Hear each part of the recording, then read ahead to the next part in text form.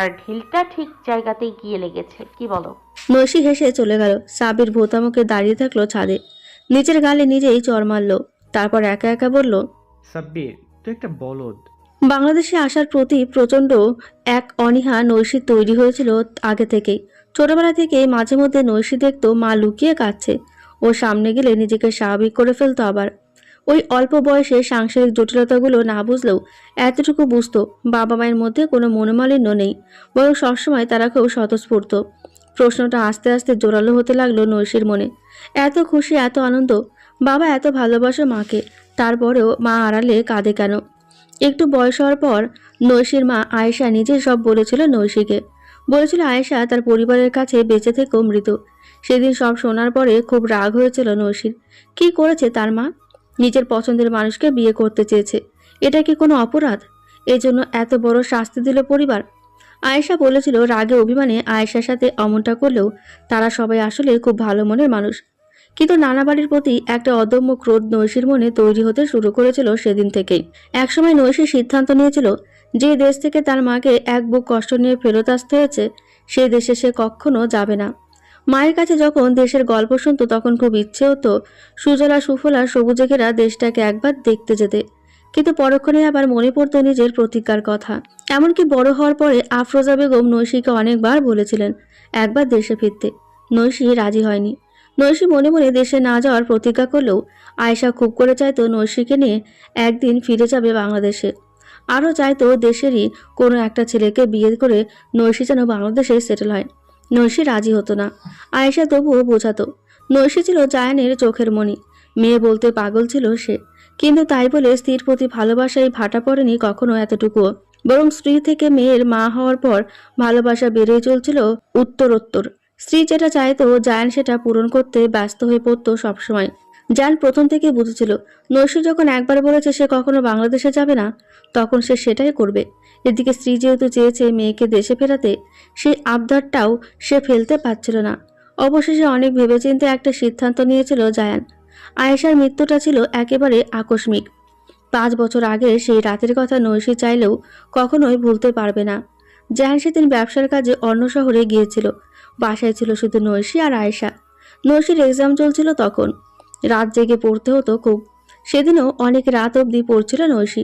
পড়তে বসে চোখে বারবার তন্দ্রা এসে যাচ্ছিল। নৈশি তাই মায়ের রুমে গেল ওকে 1 কাপ কফি বানিয়ে দিতে বলার জন্য। রাত তখন 2:30 বাজে প্রায়। নৈশি গিয়ে দেখলো মা ঘুমিয়ে পড়েছে। কেমন একটা লাগলো নৈশির। ও রাত জেগে পড়লে আয়েশাও জেগে থাকে ওর সাথে, অথচ আজ কিনা ঘুমিয়ে পড়লো। মাকে ডাকার জন্য তার শরীরে হাত দিল নৈশি। পরক্ষণে শীতল শরীরের স্পর্শ পেয়ে ছিটকে সরে গেল। আবার অপ্রকৃতস্থ হয়ে এগিয়ে গেল মায়ের দিকে। এত ঠান্ডা শরীর। অবচেতন মনে নৈশি মায়ের হাতের কবজি ধরে পালস চেক করলো। পালস পাওয়া যাচ্ছে না। নৈশি নিজের মনকে বুঝ দিল অতিরিক্ত টেনশন করেছে বলে হয়তো এমন মনে হচ্ছে। ঘোরের মধ্যে ওর হাতে চলে গেল মায়ের নাকের কাছে। শ্বাস প্রশ্বাস বন্ধ। এবার কঠিন সত্যিটা নৈশির সামনে স্পষ্ট হয়ে গেল। কিন্তু ও এটা মেনে নিতে পারল না কিছুতেই। কিছুক্ষণ স্থবির হয়ে মায়ের পাশে বসে থেকে অ্যাপিলেক্সি রোগীর মতো কাঁপতে কাঁপতে মায়ের পাশেই সেন্সেস হয়ে পড়ে গেল ও। বাকি রাতটুকু এভাবেই কাটলো। জায়ান বাসায় ফিরল পরের দিন ভোর ভোরই। অনেকক্ষণ বেল দেওয়ার পরে যখন কেউ দরজা খুলল না, তখন বাধ্য হয়ে দরজা ভেঙে ফেলল জায়ান। রুমে ঢুকে স্ত্রী আর মেয়েকে আলোথালো হয়ে বিছানায় পড়ে থাকতে দেখে আত্মা কেঁপে উঠল ওর। মায়ের এরকম অপ্রত্যাশিত মৃত্যু মেনে নিতে পারেনি নৈশি। ট্রমাটাইজড হয়ে পড়েছিল। ওর মেন্টাল হেলথ এতটাই ড্যামেজ হয়েছিল যে কয়েকদিন অপ্রকৃতস্থের মতো আচরণ করেছিল। শেষে তাই ডাক্তারের অবজারভেশনে রাখতে হলো ওকে কয়েকদিন পর স্বাভাবিক হলো নৈশি। ততদিনে আয়েশার মৃত্যুর 5 দিন কেটে গেছে। একটু সুস্থ হওয়ার পর নৈশি মায়ের কবর দেখতে যেতে চাইল। তখন ওকে জানানো হলো আসল সত্যিটা। আয়েশাকে বাংলাদেশে কবর দেওয়া হয়েছে। জায়ান বুঝতে পেরেছিল নৈশিকে খুব সহজেই বাংলাদেশে নেওয়া যাবে না। তাই আয়েশা যেদিন আবদার করলো নৈশির গ্রাজুয়েশনের পর আয়েশা দেশে সেটেল হতে চায়, জায়ান তার কিছুদিন পরে বাংলাদেশে 1 টুকরো জমি কিনে রেখেছিল। মৃত্যুর পর তাদের স্বামী স্ত্রী দুজনের সমাধি যেন সেই কিনে রাখা জমিতেই হয়, সেই বন্দোবস্তও করে রেখেছিল। ও বুঝতে পেরেছিল যদি বাবা মায়ের কবর বাংলাদেশে হয় তাহলেই কেবল নৈশিকে দেশে বেরানো সম্ভব। যদিও জায়ান কল্পনা করেনি এত জলদি স্ত্রীর সাথে তার পথ চলা থেমে যাবে। তবুও স্ত্রীর মৃত্যুর পর নিজের পরিকল্পনা মোতাবেকই কাজ করলো। সব জানার পর নৈশীর বাবার সাথে রেগে কথা বলেনি অনেকদিন। তারপর একসময় ও বুঝতে পারল মায়ের প্রতি প্রচণ্ড ভালোবাসা থেকে এবং মায়ের সব ইচ্ছা অনিচ্ছাকে গুরুত্ব দিত বলেই জায়ান এমন একটা সিদ্ধান্ত নিয়েছিল।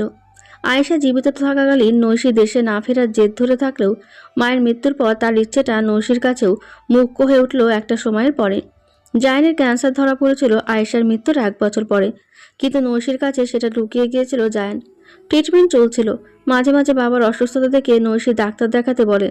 জায়ান সামান্য সমস্যা ঠিক হয়ে যাবে এসব বলে এড়িয়ে যেত। এভাবে চলতে চলতে একসময় সত্যিটা নৈশী ঠিকই বের করে ফেলল। তখন লাস্ট টেস্ট চলছে জায়ানের। আবারও বাবার সাথে কঠিন রাগ করল নৈশী। জায়ান মেয়েকে বুকের মধ্যে টেনে নিলেন, মাথায় হাত বুলিয়ে বোঝালেন। পাগল মেয়ে একটা আমার, মায়ের মতো অভিমানী হয়েছিস। জানি না আল্লাহ আর কতদিন বাঁচিয়ে রাখবেন। এই কয়েকটা দিন অন্তত রাগ করে থাকিস না আর। এমনিতে বাবা তুমি করে বলল, আলাদ করার সময় সেটা তুই হয়ে যায়। নৈশী সেদিন বাচ্চাদের মতো শব্দ করে কেঁদেছিল। তুমি আর মা দুজনেই খুব স্বার্থপর বাবা। তোমরা তো বলেছিলে আমার গ্রাজুয়েশনের পর আমাকে নিয়ে বাংলাদেশে যাবে, নায়কের মতো একটা ছেলে খুঁজে বিয়ে দেবে আমায়, আমরা সবাই একসাথে থাকবো সেখানে। অথচ এখন আমাকে একা করে চলে যাচ্ছ। তোমরা কেউ আমার কথা ভাবোনি বাবা। আসলে তুমি মা তোমরা কেউ আমাকে ভালোই বাসো না। জায়ান সেদিন মেয়ের কপালে আলতো চুমু খেয়ে জবাব দিয়েছিল। এভাবে বলতে নেই মা, আল্লাহর সিদ্ধান্ত সবসময় সর্বোত্তম। আর এটা কখনো বলবে না যে তুমি একা। মনে রাখবে তোমার রব তোমার সাথে সব সময় আছেন। জীবনে কখনো যদি সিদ্ধান্তহীনতায় ভুগো, যদি ঠিক ভুলের পার্থক্য না ধরতে পারো, যদি কোনো বিপদে পড়ো, সাথে সাথে জায়নামাজে রবের দরবারে সিজদায় মাথা নত করবে, বলবে আল্লাহ আপনি আমার জন্য সঠিক পথ দেখান। তাহলেই দেখবে সব তোমার জন্য সহজ হয়ে যাবে ইনশাআল্লাহ। আর তাছাড়া তোমার খালামণি আছেন, বড় চাচা আছেন, তারা তো তোমাকে ভালোবাসেন। নৈশী বাবার কথাগুলো শুনছিল মন দিয়ে। ভেঙে যেতে যেতেও সেদিন একটু মনোবল পেয়েছিল বাবার কথায়। জায়ান বলে চলেছিল, সময় থাকলে আমি নিজে বাংলাদেশে গিয়ে একজন যোগ্য পাত্রর হাতে তুলে দিতাম তোমাকে, কিন্তু সময় এত অল্প। প্রত্যেক রাতেই মনে হয় কাল সকাল হয়তো আর দেখব না। এদিকে আমার যত ব্যবসা ছিল সব বিক্রি করে তোমার অ্যাকাউন্টে ফিক্সড করে যাচ্ছি। শুধু এই বাড়িটা থাক। যেহেতু এখানে তোমার শৈশবের স্মৃতি আছে, তাই ইচ্ছে হলে মাঝে মধ্যে এসো। তোমার তো মাস 6 পরেই গ্র্যাজুয়েশন হয়ে যাবে, তারপর বাংলাদেশে চলে যেও। যেহেতু তোমাকে একটা নির্ভরযোগ্য হাতে তুলে দিয়ে যেতে পারলাম না, এই দেশে গিয়ে যত দ্রুত সম্ভব ভালো মনের একজন মানুষ খুঁজে নিও। তোমার খালামণিকেও সব বলে গিয়েছি। অনেক কথা হলো। নৈশী বাবার প্রত্যেকটা আদেশ উপদেশ শিরোধার্য বলে মেনে নিল। তবুও কোথাও একটা হাহাকার, তার শূন্যতা তৈরি হচ্ছিল অগ্রিম। বাবার বিশাল প্রপার্টিও সেদিন নৈশীর কাছে তুচ্ছ মনে হচ্ছিল। ও মনে মনে বলছিল সবকিছুর বিনিময় হলেও আল্লাহ যেন ওর বাবাকে সুস্থ করে ফিরিয়ে দেন। সেরকম কিছুই হলো না অবশ্য। নৈশীর সাথে সেই কথোপকথনের 1 সপ্তাহ পরে এক বিষণ্ণ সন্ধ্যায় পৃথিবীর মায়া ছেড়ে চলে গেল জায়ান। বাবার মৃত্যুর পর নৈশী আকাশ বাতাস কাঁপিয়ে কাঁদল, সময় গড়ালো। জায়ানের লাশ নিয়ে বাংলাদেশে এসেছিল নৈশীর বড় চাচার চাচাতো ভাই। জায়ানকে রেখে আসা হলো শক্ত মাটির নিচে। নৈশীর কান্না ওখানে শেষ। নিজেকে শক্ত খোলসে আবৃত করে নিয়েছিল। বাবা ভেঙে পড়তে বারণ করেছিল খুব করে। নৈশী বাবা সেই কথা রেখেছে। স্বাভাবিক জীবনে ফিরেছে খুব দ্রুত, কিন্তু বাহ্যিকভাবে হাসি খুশি থাকলেও মনে মনে নৈশী ভেঙে পড়েছিল একেবারে। কি ভীষণ অসহায় মনে হতো নিজেকে। মৃত্যুর আগে বাবাদের এই একটাই আক্ষেপ ছিল, মেয়েকে নির্ভরযোগ্য কোনো হাতে তুলে দিতে যেতে পারেনি। বাবার কথা রাখতে নৈশী তাই চেয়েছিল দেশে ফিরে আফরোজা বেগমের সাথে কথা বলে যেত, যত দ্রুত সম্ভব বিয়ে করবে। কিন্তু এয়ারপোর্টে পৌঁছে দেখা হলো আন্দালিবের সাথে। আন্দালিব নিজেই সেদের প্রস্তাব দিল, যদিও এখনো কোনো সিদ্ধান্তে আসতে পারেনি নৈশী। আন্দালিব অপেক্ষা করছে নৈশীর জবাবের, কিন্তু সেই জবাবে হ্যাঁ বলতে কোথাও গিয়ে বাজছে। আন্দালিবকে নিয়ে কিছু প্রশ্ন তৈরি হয়েছে মনে, বিশেষ করে আন্দালিবের তাকানোর ভঙ্গি সেই প্রশ্নকে জোরালো করে আরও। নৈশীর মনে পড়ে গেল বাবার কথা, কখনো কোনো সিদ্ধান্তহীনতায় ভুগলে সেই সিদ্ধান্তের ভার আল্লাহর উপর ছেড়ে দিতে বলেছিল বাবা। তাই করলো নৈশী। অজু করে 2 রাকাত নফল নামাজ আদায় করলো। তারপর মোনাজাতে বলল, আল্লাহ তুমি আমার জন্য সামনের পথটুকু সহজ করে দাও, আমাকে সেই পথের সন্ধান দাও যা আমার জন্য ভালো হবে। ফজর এবং মাগরিবের পর কোরআন তিলাওয়াত করা আফরোজা বেগমের নিত্য নৈমিত্তিক অভ্যাস। অন্যান্য দিনের মতো মাগরিবের নামাজ আদায় করে কিছুক্ষণ তিলাওয়াত করলেন। তারপর খাটে বসা নৈশীকে ইশারায় ডাকলেন। নৈশী খাট থেকে নেমে খালার পাশে গিয়ে বসল। দোয়া পরে ফু দিয়ে দিলেন তিনি নৈশীর মাথায়। নৈশীর মুখের দিকে তাকিয়ে প্রশ্ন করলেন, মুখটা তো শুকনো লাগছে কেন? মন খারাপ? না তো, বরং তোমার তিলাওয়াত শুনে ভালোই লাগছিল।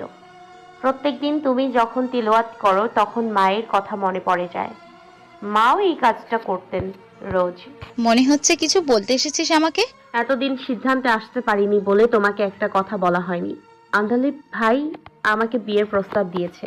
সে তো ভালো খবর। তারপর তুই কি বলেছিস প্রস্তাবের জবাবে? এখনো কিছু জানাইনি, সব মিলিয়ে তাকে খারাপ মনে হয়নি, কিন্তু সিদ্ধান্ত নিতে পারছি না এখনো। পছন্দ করে ফেলেছিস ওকে? তুমি যেরকম পছন্দ করার কথা মিন করছো সেরকম কিছু না খালামণি। তুমি তো জানো বিদেশের কালচারে নর্মালি রিলেশনগুলো কেমন হয়। এসব তথাকথিত রিলেশন আর ব্রেকআপ দেখতে দেখতে এখন আর এগুলোতে ভরসা হয় না আমার। আর তাছাড়া আমার নেচার একটু অন্যরকম। এরকম হুটহাট কয়েকদিনের পরিচয়ে কাউকে ভালোবেসে ফেলা, এটা ঠিক আমার সাথে যায় না। তাছাড়া আন্দালিব ভাই বাহ্যিকভাবে নিজেকে যেমন দেখায়, আমার মনে হয় তার ভেতরটা অন্যরকম। খালামণি, কিছু একটা মিস করে যাচ্ছি বোধহয় আমি, তাই সিদ্ধান্তে আসতে পারছি না। মনের সব কথা মুখে বলা যায় না, তাই নৈশি চেয়েও বলতে পারল না যে অনেক আগেই একটা ছেলে মনের মধ্যে গেড়ে বসেছিল ওর। তাকে যতই ভুলে যেতে চেয়েছে হৃদয়ের অন্তঃস্থলে, তার আস্তানা ততই পাকাপোক্ত হয়েছে আরো। এখনো মনে কোথাও একটা রয়ে গেছে সে, তাকে চাইলেও এড়িয়ে যাওয়া যায় না খুব সহজে। নৈশির শেষ কথাটুকু শুনে আফরোজা বেগমের মুখের রঙও বদলালো খানিকটা। তিনি বললেন, নিজের জীবনের সিদ্ধান্ত নিজে নেয়ার পূর্ণ স্বাধীনতা দিয়েছিলেন তোর বাবা মা। আমরাও তোর সেই স্বাধীনতায় হস্তক্ষেপ করতে চাই না। তুই খুশি থাকলে আমরাও খুশি। তবে সিদ্ধান্ত যা নেয়ার ভেবেচিন্তে নিস মা। খালার সাথে নিজের মনের কথাগুলো বলার পর অনেকটা ভারমুক্ত হলো নৈশি। আন্দালিবের সাথে নৈশির অপ্রত্যাশিত দেখাটা হলো পরের দিনই। সেদিন দুপুরে আফরোজা বেগম বক্সে খাবার নিয়ে এলেন ওর রুমে। নৈশি, একটা কাজ করে দিবি? খাবারটা রাইহানদের বাসায় দিয়ে আয় একটু। রুবিনা অসুস্থ কাল থেকে। এদিকে রাইহান ব্যবসার কাজে ইন্ডিয়া গেছে। আমি তাই আজ রুবিনাকে বারণ করেছিলাম বাসায় রান্না করতে। রায়হানদের বাসার সামনে গিয়ে বেল চাপতে যাচ্ছিল কেবল নৈশি, কিন্তু তার আগে দরজা খুলে গেল এবং দরজাটা খুলল স্বয়ং আন্দালিব। নৈশি আর আন্দালিব দুজনেই চমকালো ভীষণভাবে। আন্দালিবের পেছনে দাঁড়ানো রুবিনা হাসি মুখে বলল, আরে নৈশি, কি খবর? খালামণি আপনার জন্য দুপুরের খাবার পাঠিয়েছে। এখন শরীরের কি অবস্থা? আন্দালিবকে পাশ কাটিয়ে ঘরে ঢুকে রুবিনার হাতে বক্সটা দিল নৈশি। ভালো। খালাম্মাকে এত করে বারণ করলাম, তারপরও কষ্ট করলো। তুমি ভেতরে এসে বসো না। না, এখন সময় হবে না, পরে আবার আসবো। এখন তাহলে আসছি ভাবি। আন্দালিব এতক্ষণ চুপচাপ দাঁড়িয়েছিল, এবার নৈশির কথার সাথে তাল মেলালো ও। আমিও তাহলে আসছি ভাবি। এসেছিলাম তো রায়হান ভাইয়ের খোঁজে, এখন শুনছি তিনি দেশেই নেই। আচ্ছা, আমি না হয় ফোনে কথা বলে নেব। আন্দালিব আর নৈশি একসাথে বের হলো রায়হানদের বাসা থেকে। নৈশি জিজ্ঞাসা করলো, আজ আপনি গাড়ি আনেননি? না, গাড়িটা আসলে সার্ভিসিংয়ে দিয়েছে। তারপর নৈশি, আমার প্রপোজালটা নিয়ে কিছু ভাবলে? এখনো সেভাবে কোনো সিদ্ধান্তে আসতে পারিনি। ওকে, তুমি ভালোভাবে ভেবেই সিদ্ধান্ত নাও, আমি অপেক্ষা করবো। নভেম্বর মাস শুরু হয়ে গেছে, শীত আসি আসি করছে। তারপরেও মধ্য দুপুরে সূর্যের তেজ এতটুকু কমেনি। নৈশি তাড়াহুড়ো করে কাপড়গুলো নিতে লাগলো। সব কাপড় নিয়ে নেমে যাবে এমন সময় ওর চোখ গেল ছাদের বাইরে। আশেপাশে অনেক ছোট বড় বিল্ডিং উঠলেও ছাদের একপাশে এখনো খালি একটা জায়গা আছে।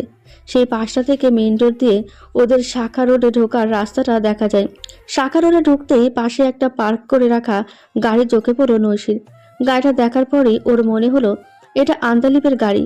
একই রঙের গাড়ি অনেকের থাকতে পারে, কিন্তু গাড়ির একপাশে লাগানো বড় স্টিকারটারও মিলে যাবে। এতটাও কাকতালীয় কি হতে পারে? নৈশির মনে তৈরি হওয়া প্রশ্নের উত্তর পেতে ওকে বেশিক্ষণ অপেক্ষা করতে হলো না। কিছুক্ষণ পরে আন্দালিব নিজেই গিয়ে গাড়ির দরজা খুলল, তারপর গাড়ি স্টার্ট দিয়ে চলে গেল। গাড়িটা কাটে সেই রহস্য সমাধান এলেও নৈশির মাথায় নতুন চিন্তার ঝড় শুরু হয়ে গেল। আন্দালিব ওকে মিথ্যে কেন বলল? তাহলে কি বেশি তাড়াহুড়ো হয়ে যাচ্ছে আন্দালিবের ব্যাপারে সিদ্ধান্ত নিতে? আরেকটু কি খতিয়ে দেখা উচিত আন্দালিবকে? সারাদিন ভেবেও নৈশি কুলকিনারা করতে পারছিল না আর কিভাবে আন্দালিবের ব্যাপারে খোঁজ নেওয়া যায়। ছাদে গিয়ে খোঁজ রাখা যায় যে আন্দালিব আবার কবে গাড়ি এভাবে পার্ক করে এলাকায় ঢোকে, কিন্তু সারাদিন নিশ্চয় ছাদে গিয়ে বসে থাকা যায় না। ওর মাথায় বুদ্ধিটা এলো পরের দিন সকালে। নৈশি বাসা থেকে বের হলো সাথে সাথেই। আগের দিন আন্দালিব যেখানে গাড়িটা পার্ক করেছিল ঠিক সেখানে গিয়ে দাঁড়ালো নৈশি। আশেপাশে তাকিয়ে কতক্ষণ কি একটা দেখলো। অনেক চিন্তা ভাবনার পর অপোজিটের একটা কনফেকশনারি দোকানের দিকে তাকিয়ে এগিয়ে গেল নৈশি। দোকানদার একটু বয়স্ক। নৈশি গিয়ে সালাম দিল আগে, তারপর বলল, আঙ্কেল আপনার সাথে একটু কথা বলতে পারি? আন্দালিবের ফেসবুকে ফটো দেওয়া ছিল গাড়ির সামনে দাঁড়ানো অবস্থায়। সেই ফটোটা বের করে দোকানদারের সামনে দিল নৈশী। তারপর পুরো ব্যাপারটা বুঝিয়ে বলল তাকে। যদি কখনো সে ছবির লোকটাকে গাড়িটা এই রোডের আশেপাশে কোথাও পার্ক করতে দেখে, তাহলে যেন নৈশীর নাম্বারে একটা কল করে জানায়। দোকানি প্রথমে রাজি হলো না কিছুতেই। নৈশী বুঝলো এভাবে কাজ হবে না। একবার মনে হলো সরাসরি টাকা অফার করা যাক এই কাজের বিনিময়ে। তারপর মনে হলো এতে উল্টো রিয়াকশনও হতে পারে। ইমোশনাল কথা বলে দেখা যাক একবার, বয়স্ক মানুষ কাজ হলেও হতে পারে। নৈশী বলল, আঙ্কেল প্লিজ একটু হেল্প করুন আমাকে। আপনার যদি কোনো মেয়ে থাকে তাহলে নিশ্চয় অনেকটা আমার বয়সী হবে। ধরে নিন আপনার মেয়ের বয়সী একটা মেয়েকে বিপদ থেকে রক্ষা করছেন। আমাকে আপনি বিশ্বাস করতে পারেন। আপনার এই তথ্যটুকু হয়তো আমার জীবনের সবচেয়ে বড় সিদ্ধান্তটা নিতে সাহায্য করবে। আপনি প্রয়োজনে আমার নাম ঠিকানা সব রেখে দিন। পরে কোনো সমস্যায় পড়লে আমাকে না হয় গিয়ে ধরবেন, তবু আমাকে হেল্পটা করেন প্লিজ। এবার একটু নরম হলো লোকটা। নৈশী নিশ্চিন্ত হলো। কিছুক্ষণ ইতস্তত করে একটা 1000 টাকা নোট বের করে লোকটার দিকে এগিয়ে দিল। লোকটি নিল না। যেহেতু লোকটা টাকা নেয়নি, তাই ওই টাকাটা দিয়ে নৈশী বেশ কিছু কেনাকাটা করলো ওই দোকান থেকে। তারপর শুধু অপেক্ষা একটি ফোন কলের। কিছু কিছু সময় সিক্স সেন্স খুব ভালো কাজ করে নৈশীর। ওর মন বারবার বলছিল কিছু একটা হবে। নৈশী মনে মনে বারবার বলছিল, আল্লাহ সব কিছু সহজ করে দাও আমার জন্য, জেনে বুঝে সঠিক সিদ্ধান্তটা যেন আমি নিতে পারি। তখনই নৈশী জানতো না সত্যিটা আর বেশি দূরে নেই। ও বুঝতে পারেনি খুব শীঘ্রই ও পরিচিত হবে ভদ্রতার মুখোশের আড়ালে থাকা নোংরা মুখের সাথে। সার্জিমের আজ অফ ডে। যদিও অফ ডে বলে আসলে কিছু থাকে না কর্পোরেট সেক্টরে। ছুটির দিনেও একগাদা কাজ। দুপুরের খাবার খেয়ে ল্যাপটপ আর কিছু ফাইল নিয়ে বসে গেল ও। বাসার কলিং বেল বাজলো পরপর দুবার। সার্জিম জলদি উঠে গিয়ে দরজা খুলল। আন্দালিব তুই এই সময়ে? কেন আসতে পারি না? না, ইদানিং তো আর আসিস না তেমন বাসায়, তাই কিছুটা অবাক হয়েছি। আয় ভেতরে আয়। আন্তালিব বাসার ভেতরে ঢুকলো। ইতিউতি তাকিয়ে প্রশ্ন করলো, বাসায় এত নীরব যে, কেউ নেই? আছে তো, সবাই দুপুরের খাবার খেয়ে ঘুমাচ্ছে। কাল রাতে হঠাৎ মায়ের প্রেশারটা ফল করেছিল, অনেক রাত অবধি জেগেছিলাম সবাই, তাই দুপুরের খাবার খেয়ে ঘুমিয়েছে আবার। এখন কি অবস্থা খালাম্মার? আলহামদুলিল্লাহ, আগের চেয়ে বেটার। ও, তোর সাথে ইদানিং তো দেখাই হয় না, তাই ভাবলাম একটু দেখা করে যাই। আরও একটা ব্যাপারে তোর সাথে কথা বলার ছিল। হ্যাঁ বল, কি কথা? কথাটা আসলে নৈশীর ব্যাপারে। তুই সম্ভবত জানিস না, নৈশী আর আমি দুজন দুজনকে পছন্দ করি। দুজন দুজনে লাইক করিস এমন কিছু তো শুনিনি। যতদূর জানি তুই নৈশীকে বিয়ের প্রস্তাব দিয়েছিস এবং নৈশী এখনও সেটা পেন্ডিং রেখেছে। হ্যাঁ রেগেছে, তবে ওর জবাবটা পজিটিভ হবে আশা করি। তুই যেহেতু আমার বেস্ট ফ্রেন্ড, তাই তোর সাথে ব্যাপারটা আগেই বলা উচিত ছিল, কিন্তু কিভাবে শুরু করবো বুঝে উঠতে পারছিলাম না। যেহেতু তোর নিজেরও নৈশীর প্রতি একটা দুর্বলতা আছে, নৈশীর প্রতি তোর অনুভূতি জানার পরেও আমি নৈশীকে প্রপোজাল করলে সেটা তুই কিভাবে নিবি সেই চিন্তায় ছিলাম। আসলে হয়েছে কি বলতো, নৈশীকে প্রথম দেখতেই আমার ভালো লেগে গেল, যে আমি নিজেকে আর বুঝাতে পারলাম না। ওকে অবশ্য আমি কোনো জোর করি নাই, নৈশী স্বেচ্ছায় যাকে খুশি বেছে নিতে পারে। আন্দালিব, তোকে একটা কথা প্রথমেই ক্লিয়ার করে বলি, আমি তোর সাথে কোনো প্রতিযোগিতায় নামিনি। যদিও তোর ইচ্ছে সেরকমই ছিল, তুই জানতি আমি নৈশীকে পছন্দ করি, তারপরও তুই একটা কম্পিটিশনে মেতে উঠলি। আমার অনুপস্থিতিতে নৈশীর সাথে ক্লোজ হওয়ার চেষ্টা করলি। আমি তোকে বলেছিলাম নৈশী দেশে ফিরলে আমার অফিসিয়াল থাইল্যান্ড ট্যুর থেকে দেশে ফিরেই মায়ের মাধ্যমে ওকে বিয়ের প্রস্তাব দেব, কিন্তু তুই কি করলি? আমি দেশে ফেরার আগেই তড়িঘড়ি করে নৈশীকে প্রস্তাব দিলি। যাক, তোর যা ভালো মনে হয়েছে তুই তাই করেছিস।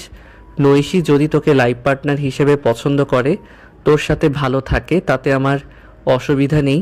নৈশী ভালো থাকলে সেটাই আমার জন্য যথেষ্ট। আমি মুভ অন করে যেতে পারবো। আর আমি কিন্তু চাইলেই পারতাম তোর সাথে প্রতিযোগিতায় নামতে, কিন্তু আমি সেটা করিনি। কেন জানিস? শুধু নৈশীর কথা ভেবে। এখন যদি নৈশীকে আমি নিজের মনের কথা জানাই, তাহলে বেচারি দোটানায় পড়ে যাবে। তোর আর আমার মধ্যে কাকে বেছে নেবে এটা ভেবে। তোর প্রস্তাবে রাজি হয়ে গেলেও গিল্টি ফিল করবে আমার কথা ভেবে। কে জানে, হয়তো কখনো স্বাভাবিকভাবে মুখোমুখি দাঁড়িয়ে কথা বলতে পারবে না আমার সাথে। নৈশীর এখন আপন বলতে আছে মা, ওর সবচেয়ে কাছের আপনজন। এই ম্যাটারটা কেন্দ্র করে যদি আমার পরিবারের সাথে নৈশীর দূরত্ব বাড়ে, তাহলে মেয়েটা আরও একা হয়ে পড়বে। আমি সব কিছু ভেবেই পিছিয়ে এসেছি। আর একটা কথা আন্দালিব, আমি সৃষ্টিকর্তায় বিশ্বাস করি। আমি মনে করি আল্লাহ আমার ভাগ্যে যদি কিছু পাওয়া লিখে থাকেন সেটা আমার থেকে আর কেউ কেড়ে নিতে পারবে না। আমি জানি তুই আজ আমার কাছে কেন এসেছিস। তুই ভাবছিস নৈশি তোর প্রস্তাবে রাজি হলে আমি হয়তো সেটা কোনোভাবে ভেস্তে দেব। সেই জন্যই আজ আমাকে এসব কথা বলে কনভিন্স করতে এসেছিস। এত বছরের বন্ধুত্বেও তুই আমাকে চিনতেই পারিসনি আন্দালিব। যাই হোক, নতুন করে আজ আর আমি নিজেকে চেনাতে যাব না তোর কাছে। শুধু কিছু কথা বলতে চাই তোকে। বলতে পারিস। সাবধান করে দিচ্ছি, আমি, মা, সাব্বির, আমাদের সবার কাছেই নৈশি খুব প্রিয়। যদিও তোকে জীবনসঙ্গী হিসেবে বেছে নেয় তাহলে ওকে কষ্ট দিস না কখনো। ওর সাথে বিশ্বাসঘাতকতা করার চেষ্টাও করিস না। যদি কখনো নৈশি তোর জন্য হার্ট হয় সেটা খুব একটা ভালো হবে না তোর জন্য। আমার মনে হয় তোর সাথে আমার যেটুকু দরকারি কথা ছিল তা হয়ে গেছে। আর কি কিছু বলতে চাস তুই আমাকে? আন্দালিব আর কোনো জবাব দিল না সার্জিমের কথার। চুপচাপ উঠে বের হয়ে গেল বাসা থেকে। সার্জিম আবার নিজের কাজে ব্যস্ত হয়ে পড়ল। বাহ্যিকভাবে দেখলে মনে হবে কিছুই হয়নি আসলে, কিন্তু সবচেয়ে কাছের বন্ধুটির এভাবে বদলে যাওয়া আর প্রতিহিংসা পরায়ণ মনোভাব অনেকটাই আঘাত করল সার্জিমের মনে। নৈশির প্রতি সার্জিমের অনুভূতি জানা সত্ত্বেও আন্দালিব নৈশিকে প্রপোজ করায় ও কষ্ট পেয়েছে ঠিকই, কিন্তু তার চেয়ে অনেক বেশি কষ্ট পেয়েছে সার্জিমের কাছে সবকিছু লুকিয়ে যাওয়া এবং ওর সম্পর্কে মনে মনে নেতিবাচক ধারণা পুষে রাখায়। এতগুলো বছরের বন্ধুত্বের তবে এই মূল্য দিল আন্দালিব? সব মিলিয়ে মনে মনে একটা সিদ্ধান্ত নিয়ে নিল সার্জিম। এরপর থেকে পারতপক্ষে আন্দালিবকে এড়িয়ে চলবে ও। দিনগুলো পার হতে লাগলো। সার্জিম সত্যি সত্যি এড়িয়ে চলতে শুরু করলো আন্দালিবকে। আন্দালিবের অবশ্য তাতে কিছু এসে গেল না। সে শুধু নৈশির ভাবনায় বুঁদ হয়ে থাকে সারাদিন। যেহেতু সার্জিমকে জানানো হয়েছে সব, তাই এখন আর লুকোছাপা নেই তেমন। ইচ্ছে করে ঘন ঘন তাই সার্জিমদের বাসায় আসছে সে। আসার সময় নৈশিকে ইমপ্রেস করার জন্য নানা রকম জিনিস নিয়ে আসছে। নৈশি অবশ্য সেসব জিনিসের প্রতি খুব একটা আগ্রহ দেখায় না। তবু আন্দালিব হাল ছাড়ে না। যতদিন অবধি না নৈশি রাজি হচ্ছে ততদিন এসব চালিয়ে যেতেই হবে। তাছাড়া সার্জিমকেও ওর ভরসা হয় না একদম। আন্দালিবের সাথে নৈশিবের দেখা হয় কয়েকদিন পর পর। এদিকে সার্জিমের সাথে রোজ। যদি নৈশির মন বদলে যায়, যদি সার্জিম নৈশিকে নিজের দিকে টেনে নেয়, এই আতঙ্কেই দিন পার হয় ওর। যদিও আন্দালিব মুখ ফুটে কিছুই বলে না, তবু ওর মনের কথাগুলো বেশিরভাগই বুঝে যায় সার্জিম। এত বছরের বন্ধুত্ব, আন্দালিবের সাইকোলজি সম্পর্কে বেশ একটা পাকাপোক্ত ধারণা আছে ওর। আন্দালিবের ঈর্ষামূলক চাহনি সবটা পরিষ্কার করে দেয় আরও। এই চোখের ভাষা তো সার্জিম চেনে। ক্লাসে আন্দালিবের চেয়ে কেউ বেশি মার্কস পেলে এভাবে তাকে দেখত আন্দালিব। নিজের পছন্দের কোনো জিনিস ভাগ্যক্রমে অন্যের হাতে চলে গেলে আন্দালিব ঠিক এমন আচরণই করত। সার্জিমের আফসোস লাগে। আন্দালিবের এই ধরনের দৃষ্টি যে কখনো ওর উপরও পড়বে সেটা সার্জিম ভাবতেই পারেনি। আন্দালিবকে তো ও বলেই দিয়েছিল নৈশি আর ওর মধ্যে সার্জিম তৃতীয় ব্যক্তি হয়ে ঢুকবে না কখনো। তবুও এত অবিশ্বাস অনেকগুলো বছর হেসে খেলে কাটিয়ে দেওয়ার পর এখন সার্জিমের মনে হচ্ছে বন্ধু নির্বাচনে ভুল হয়ে গেল বোধহয়। সার্জিম ওকে এড়িয়ে যেতে চাইলেও ওদের বাসায় আন্দালিবের এই ঘন ঘন যাতায়াতের কারণে সেটা খুব একটা হয়ে ওঠে না। অফিস থেকে ফেরার পথে নানা রকম জল্পনা কল্পনায় ডুবেছিল সার্জিম। বাসায় ফিরে দরজার সামনে দাঁড়াতে আন্দালিবের গলার আওয়াজ পেল ভেতর থেকে। কি একটা বিষয় নিয়ে উচ্চস্বরে হাসছে সে। সার্জিম বেশ চাপল। দরজা খুলে দিল জ্যোতি। বসার ঘরে সাব্বির আর আন্দালিব বসে আছে। সার্জিম ওদের দিকে একবার তাকিয়ে নিজের রুমে রওনা হলো। রুমে ঢুকতে গিয়েও কি মনে করে আবার রান্নাঘরে উগে দিল। নৈশি রান্না করছে বোধহয় কিছু একটা। আফরোজা বেগম দাঁড়িয়ে আছেন পাশেই। না চাইতেও দুজনের কথোপকথন কানে এলো সার্জিমের। কখন থেকে বলছি তুই যা, এতটুকু সন্ধ্যার নাস্তা বানানো এটা আমিই করে নিতে পারবো। আন্দালিব সেই কখন থেকে বসে আছে। ভালোই বলেছো, আমি এখান থেকে চলে যাব আর তুমি অসুস্থ শরীর নিয়ে এখন কাজ করবে, তাই না? কিন্তু আন্দালিব আন্দালিব ভাই, সে এসেছে, আসুক। সে আসলেই আমাকে তার কাছে গিয়ে বসে থাকতে হবে এমন তো কোনো কথা নেই। তাছাড়া আমি তার সাথে এখনো কোনো কমিটমেন্টে যাইনি। সার্জিমান দাঁড়ালো না, নিজের রুমে চলে গেল ফ্রেশ হতে। সন্ধ্যার নাস্তার পর কিছুক্ষণ গল্প হলো। রাতের খাবারটাও ওদের সাথেই খেলো আন্দালিব। খাওয়ার পরে আবার এক দফা আড্ডা। ওদের আলাপ থাকবে না বলে আফরোজা বেগম আগেই গিয়ে শুয়ে পড়লেন। সবার জন্য এটা শুধুই আড্ডা হলেও আন্দালিবের জন্য এটা একটা মিশন, নৈশিকে ইমপ্রেস করার মিশন। আন্দালিব বলল, নৈশি, তুমি তো খুব ভালো কবিতা আবৃত্তি করো। আমি তো ততটা ভালো পারি না, তবুও তোমাকে শোনার জন্য একটা কবিতা লিখেছি, শুনবে? অবশ্যই, বলুন তাহলে। চুল তার কবেকার অন্ধকার বিদিশার নিশা, মুক্তার শ্রাবন্তের কারুকার্য, আন্দালিব ভাই, মাঝপথে ইন্টারাপ্ট করার জন্য দুঃখিত। আমার মনে হয় তুমি ভুল কবিতা বাছাই করেছো নৈশাপুর জন্য। মানে? এই যে বললে চুল অন্ধকার বিদিশার নিশা, এখানে মূলত বনলতা সেনের চুলের সাথে বিদিশা নগরীর রাতের কালো অন্ধকারকে তুলনা করা হয়েছে। মানে বনলতা সেনের চুল ঘন এবং কালো, এটাই বোঝাতেই এই উপমা। এখানে আমাকে নৈশি আপুর চুল গোল্ডেন কালারের অনেকটা, তাই আমার মনে হয় নৈশি আপুকে ইমপ্রেস করার জন্য তোমার নতুন কোনো কবিতা বাছাই করা উচিত। সাব্বিরের কথায় জ্যোতি আর নৈশি মুখ টিপে হেসে ফেল। সার্জিম নির্বিকার বসে আছে একপাশে। আন্তালিবের মনে মনে প্রচণ্ড রাগ হলেও ওদের সাথে হেসে হেসে উড়িয়ে দিল ব্যাপারটা। একটা সময় পর্যন্ত সাব্বির প্রচণ্ড সম্মান করতো আন্তালিবকে। বলতে গেলে নিজের ভাই আর আন্তালিবের মধ্যে পার্থক্য করেনি কখনো, কিন্তু এখন বিশেষ করে সেদিন ওভাবে নৈশিকে ডেকে নিয়ে প্রপোজ করার পরে এবং আন্তালিবের পরবর্তী কার্যকলাপ দেখার পরে সেই সম্মানটা এখন আর আসে না। সাব্বিরের কথাতেই আড্ডায় কিছুটা ভাটা পড়লো বোধহয়। এর মধ্যে উঠে দাঁড়ালো নৈশি। অনেক রাত হলো, আমি আসলে খুব টায়ার্ড, এখন ঘুমাতে যাব। You guys please carry on. Jyoti, এত রাতে আর বাড়ি যেতে হবে না, তুমি আজ আমার সাথেই থেকে যাও। আন্তালিবও উঠে দাঁড়ালো এবার। যার জন্য এখানে আসা সে যখন চলে যাচ্ছে, তার মানে থাকার আর কোনো মানে হয় না। আমি উঠছি তাহলে। মনের কথা মানুষ কানে শুনতে পায় না। ওরাও তাই সাবিরকে উদ্দেশ্য করে আন্তালিবের মনে মনে উচ্চারণ করা বিশ্রী গালিগুলো শুনতে পেল না। এখনো ধৈর্য ধরে আছে আন্তালিব, কিন্তু এত কিছুর পরেও যদি নৈশি বিয়েতে রাজি না হয়, তাহলে বাধ্য হয়ে নিজের স্বরূপ ফিরে আসতে হবে। মনে মনে নানান ছক কষে বাসার বাইরে পা রাখলো আন্তালিব। লাল বেনারসি পরে বসে আছে নৈশি। চারদিকে উচ্ছ্বাস ভর এসেছে। নৈশির বুকের ভেতরটা ঢিপ ঢিপ করে উঠল। আন্তালিব সঙ্গে গেছে। ও উঠে দাঁড়িয়ে জানালার পাশ থেকে উকি দিল নিজের সবচেয়ে কাছের মানুষটিকে দেখার জন্য। বাইরে তাকিয়ে চমকে গেল। আন্তালিব কোথায়? বরবেশে তো বসে আছে সার্জিম। নৈশি এক লাফে উঠে বসলো বিছানায়। এত জীবন্ত স্বপ্ন, মনে হচ্ছিল যেন একেবারে বাস্তব। এত বছর পর সার্জিম কেন আবার স্বপ্নে এলো? তাহলে কি সে টিনেজার্স বয়সের ইনফ্যাচুয়েশন এখনো রয়ে গেছে, নাকি সেটা ইনফ্যাচুয়েশনের চেয়ে বেশি কিছু ছিল? একটা সময় ছিল যখন সার্জিম এভাবেই স্বপ্নে আসতো। কত বয়স ছিল তখন? 14 কিংবা 15 হবে হয়তো। সাপির আর খালামণির সাথে গল্প হতো রোজ। কথায় কথায় মাঝে মধ্যে সার্জিমের নামটা উঠে আসতো। সার্জিমের সাথে কথা বলার, ওর কণ্ঠস্বর শোনার অদম্য একটা ইচ্ছে তৈরি হয়েছিল নৈশির মনে তখন থেকে। এই ইচ্ছেটাই কেমন জানি একটা ভালো লাগায় বদলে গেল। মাঝে মধ্যে স্বপ্নে আসতে শুরু করলো সার্জিম। এর মধ্যে কয়েকটা বছর কাটলো। নৈশির মধ্যে ম্যাচুরিটি এলো আস্তে আস্তে।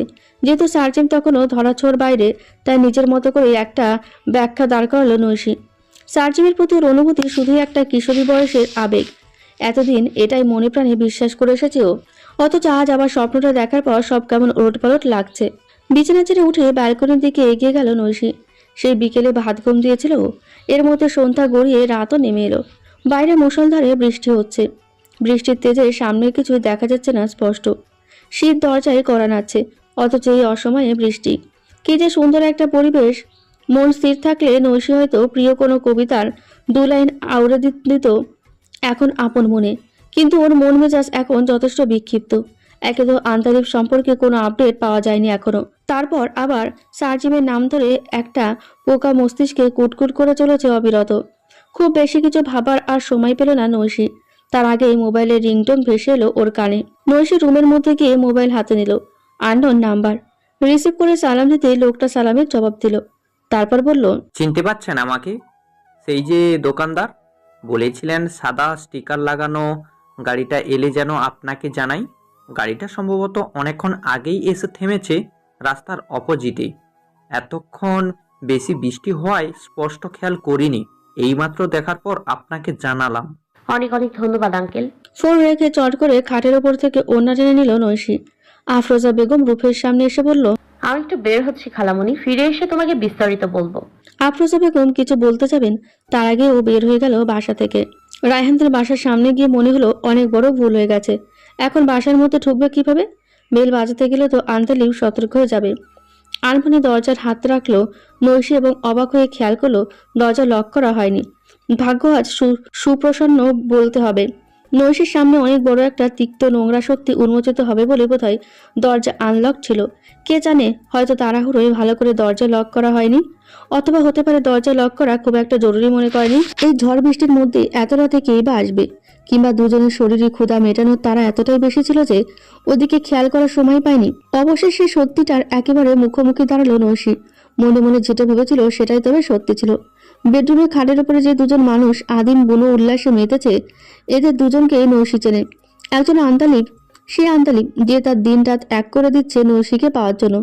যে আন্দালিব বলেছিল তার জীবনে নৈশী প্রথম নারী এবং নৈশী শেষ, অথচ এখন কত সুন্দর সে অবগাহন করছে অন্য কোনো নারীর গভীরতায়। এ তো গেল আন্দালিবের অধ্যায়। কিন্তু রুবিনা ভাবি, সেও তো কোনো পুরুষের পরম আরাধনার প্রাপ্তি। সে কিভাবে পারলো রায়হান ভাইয়ের মতো একজন মানুষকে এত বিশ্রীভাবে ঠকাতে? জ্যোতির কাছে সবই শুনেছিল নৈশী। রুবিনা কখনো মা হতে পারবে না জেনেও রায়হান কি যত্নে আগলে রেখেছিল তাকে। একমাত্র ছেলে হওয়ায় রায়হানের বাবা মাও চেয়েছিল বংশরক্ষার্থে রায়হানের দ্বিতীয় বিয়ে দিতে, কিন্তু শুধু রুবিনা কষ্ট পাবে বলে রায়হান রাজি হয়নি কখনো। গত 2 বছর যাবৎ রাগ করে রায়হানের বাবা মা যোগাযোগ করে না ওর সাথে, তবুও রায়হান টলেনি। এত সম্মান, এত ভালোবাসার, তবে এই প্রতিদান। ঘেন্নায় গা গুলিয়ে উঠল নৈশীর। কিছুক্ষণ এই দৃশ্য চোখের সামনে দেখার পর আর সহ্য করতে পারল না ও। যেমন নিঃশব্দে বাসার ভেতরে ঢুকেছিল, ঠিক সেভাবে বের হয়ে গেল। নিজেদের নিয়ে ব্যস্ত থাকা দুজন মানুষ তৃতীয় ব্যক্তির আগমনটুকু আঁচও করতে পারল না। সত্যি বাহ্যিকভাবে দেখলে চারপাশের মানুষগুলোকে কত সুন্দর মনে হয়, কিন্তু তাদের ভেতরের রূপটা কতই না কুৎসিত হয়। আন্দালিবের মতো সদা হাস্যজল একটা ছেলে যে এমন হতে পারে, সেটা কি কেউ কল্পনাও করতে পারবে? রুবিনা ভাবির এই কদর্য চরিত্রের কথাই বা কে বিশ্বাস করবে? নৈশী বাসায় ফিরল কাকভেজা হয়ে। দরজা খুলে আফরোজা বেগমকে ভেজা অবস্থায় দেখে ধমকে উঠলেন। কি শুরু করেছিস বলতো? এইভাবে কাউকে না জানিয়ে হুট করে বেরিয়ে গেলি, সাথে ছাতা আছে অথচ এসেছিস ভিজে ভিজে। ও বাসা থেকে নৈশী বের হয়ে এসেছিল ঘোরের মধ্যে। ছাতা খোলার কথা মাথাতেই ছিল না, খালার কথাও কানে তুলে না। ও ভেজা অবস্থাতেই আষ্টেপৃষ্টে জড়িয়ে দিল আফরোজা বেগমকে। এবার তিনি নরম হলেন কিছুটা। কি হয়েছে রে তোর? মন খারাপ? একদমই না, বরং ভালো লাগছে। বিশ্রীভাবে ফেসে যেতে যেতেও বেঁচে গেলাম খালামণি। আল্লাহ আমাকে অনেক বড় বিপদ থেকে বাঁচিয়েছেন। খারাপ যেটুকু লাগছে সেটা নিজের জন্য নয়, আরেকজনের জন্য। আরেকজন শব্দটা বলতেই নৈশীর মনে রায়হানের হাসি খুশি মুখটা ভেসে উঠল। বেরিয়ে এলো দীর্ঘশ্বাস। কি বলছিস? তোর কথার আগামাথা তো কিছুই বুঝতে পারছি না। কি সব বলছিস? সব বুঝবে, কয়েকটা দিন সময় দাও। হাতের পুতুলটাকে আরো কিছুদিন না চাই, তারপর সব বলবো। রুমে ফিরে চেঞ্জ করে বিছানায় আরাম করে বসলো নৈশী। ওর মনে হচ্ছিল হঠাৎ করে অনেক বড় একটা বোঝা নেমে গেল মাথার উপর থেকে। আন্দালিবের এই রূপটা চোখের সামনে না এলে অনেক কিছুই অজানা থেকে যেত। এই চরিত্রহীন লম্পটটা ওকে বিয়ের প্রস্তাব দিয়েছিল, এসব ভাবতেও গা ঘিনঘিন করছিল নৈশীর। আন্দালিব যে অন্যায়টা ওর সাথে করতে যাচ্ছিল সেটা মনে করে নৈশীর ক্রোধ বাড়ছিল। আন্দালিবকে একটা উচিত শিক্ষা দেওয়ার লোক কিছুতেই সামলাতে পারছিল না নৈশী। আপাতত না হয় দেখা যাক আন্দালিব কতদূর যেতে পারে। আন্দালিবের সাথে নৈশীর আবার দেখা হলো 2 দিন পর। আন্দালিবি ফোন করে দেখা করতে চাইলো, নৈশী রাজি হয়ে গেল। কাছাকাছি একটা কফি শপে বসলো ওরা। আন্দালিব বোধহয় কিছুটা অধৈর্য হয়ে পড়েছে। ওর কণ্ঠস্বর শুনে অন্তত তাই মনে হলো নৈশীর। নৈশী, আর কত অপেক্ষা করাবে আমাকে বলো তো? আর কত জানা বাকি আমার সম্পর্কে? হঠাৎ এই প্রশ্ন কেন? এত জলদি ধৈর্যহারা হয়ে গেলেন? কিছুদিন আগেও না বললেন আমার জন্য অনন্তকাল অপেক্ষা করবেন? একদমই ধৈর্যহারা হয়নি, তবে তোমাকে পেতে ব্যাকুল হয়ে আছে। আমার বাসাটা তুমি না যাওয়া অব্দি পূর্ণতা পাচ্ছে না। সে তো এতদিনও আমি ছিলাম না আপনার বাসায়। এনিওয়ে, গত রবিবার যদি প্রচুর বৃষ্টি হলো, সেদিন সন্ধ্যার পরে আপনি কোথায় ছিলেন? প্রশ্নটা শুনে আন্দালিব যে ঘাবড়ে গেছে প্রচন্ড, সেটা ওর চেহারা দেখে বোঝা গেল। যদিও নিজেকে স্মুথলি সামলে নিল ও। বাসাতে ছিলাম, কেন বলো তো? না, হঠাৎ করে সেদিন মনে হলো আপনি আশেপাশে কোথাও আছেন, মিস করছিলাম খুব, সেজন্যই মনে হচ্ছিল বোধহয়। দেখেছো তো, মনে মনে তুমি আমাকে ঠিক মিস করতে শুরু করেছ। এখন মুখ ফেটে শুধু হ্যাঁ বলে দাও। তোমাকে কথা দিচ্ছে, দরকার পড়লে তোমার জন্য ব্রুশেটা রান্না করা শিখবো। আন্দালিবের কদর্য চেহারাটা চোখের সামনে না দেখলে হয়তো আজকের আন্দালিবের করা এই রসিকতাটুকুতে মন থেকে হেসে ফেলতো নৈশী, কিন্তু এখন আর সেটা সম্ভব নয়। আপনাকে আর বেশি দিন অপেক্ষা করতে হবে না আন্দালিব ভাই, খুব শীঘ্রই সারপ্রাইজ পেতে চলেছেন আপনি। চাইলে আমাকে এর জন্য অগ্রিম কংগ্রাচুলেট করে রাখতে পারেন। ওকে, কনগ্রাচুলেশন নৈশী। সারপ্রাইজটা পাওয়ার জন্য আমি খুব এক্সাইটেড হয়ে থাকবো। নৈশী হাসলো শব্দ করে। আন্দালিব মুগ্ধ চোখে তাকিয়ে দেখলো তা। চোখাচোখি হলো দুজনের। আজ আরো একটা ব্যাপার খোলাসা হয়ে গেল নৈশীর কাছে। প্রশ্নটা নৈশীর মনে অনেক আগেও একবার এসেছিল। সার্জিকদের বাসা থেকে বিদায় নেওয়ার সময় দরজার সামনে গিয়েও আবার পেছন ফিরে নৈশীর দিকে তাকিয়েছিল আন্দালিব।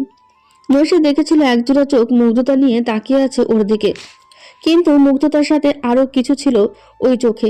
সেটা ছিল কি সেদিন না বুঝতে পারলো, আজ নৈশির কাছে স্পষ্ট সবটা। আন্দালিবের চোখে মুগ্ধতার পাশাপাশি ছিল লোভ। নোংরা চাহনি দিয়ে সে স্ক্যান করেছিল নৈশিকে, এবং এই কাজটা সে এতটা ধূর্ততার সাথে করেছিল যে খুব নিবিড়ভাবে পর্যবেক্ষণ না করলে বোঝার উপায় নেই। সেদিন আন্দালিবের চরিত্রের এই জঘন্য রূপটা সম্পর্কে নৈশি জানত না বলে ব্যাপারটা ভালোভাবে ধরতে পারেনি, কিন্তু আজ আন্দালিবের প্রত্যেকটা মুভমেন্ট নজরবন্দি করার পর নৈশির বোধগম্য হলো সবটা।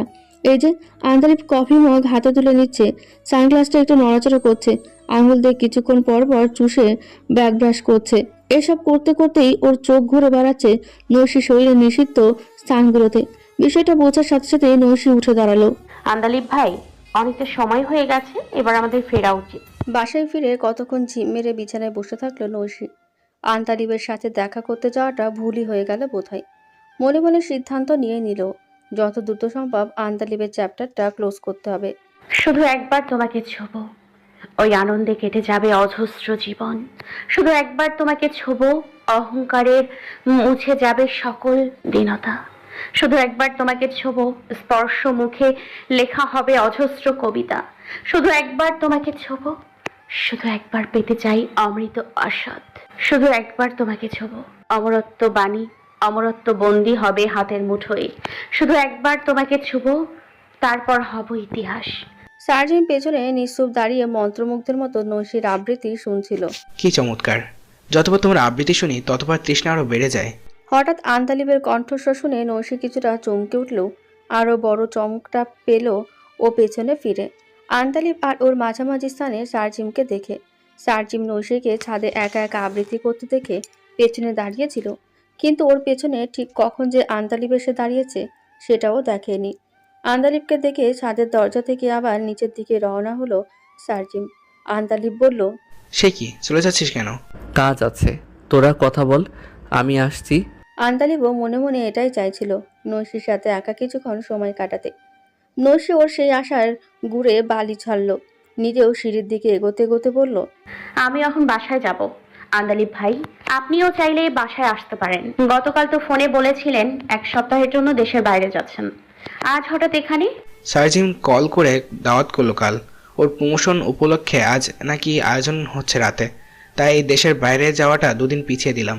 সত্যি রাতে ছোট্ট একটা ঘরোয়া আয়োজনের ব্যবস্থা করা হয়েছে।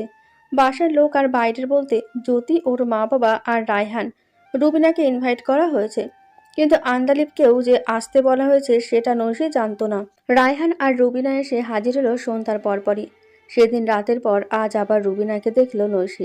রুবিনা হাসছে কথায় কথায়, আন্তালিবের সাথেও টুকটাক কথা বলছে, যার বেশিরভাগ কথাই ইঙ্গিতপূর্ণ।